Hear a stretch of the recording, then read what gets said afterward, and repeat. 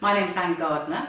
I'm joint owner and client service director of an advertising agency based in Bath. Initially, a couple of years ago, when we didn't own the agency, is that Alice and I were doing very much day-to-day work, servicing the clients. We got called in, and David had, I think this completely out of the blue, got called downstairs into the boardroom, and Rob said, "Do you want to buy your shares of David?" It was just as simple as that. We were when the opportunity came via Rob to buy David's shares and therefore the two of us own the company. It was something almost that we hadn't dared think about. We were in a position where we both knew that we'd like that scenario to happen, but we certainly wouldn't have approached David about it ourselves. So Rob really orchestrated the whole thing, and he's always been very good at managing the relationship between me and Anne and David, and if there's ever been any kind of stressful situations, he's been great at, sorting everything out between the three of us and making sure things don't get out of hand, basically. So he's very good at being the mediator. We agreed the deal. We got the financials out of the way, what our deliverables were, what our targets were, and then he got our families together and said, "Look, this is what it's going to be about." And I think that was really important for my particular husband. He knows I work very hard, and to then see a vision of 3 years of owning your own agency and the responsibility of doing that, it was an easier process. Yeah, so the buyout was over 3 years with a lump sum payment to begin with, and then a monthly payment for 3 years.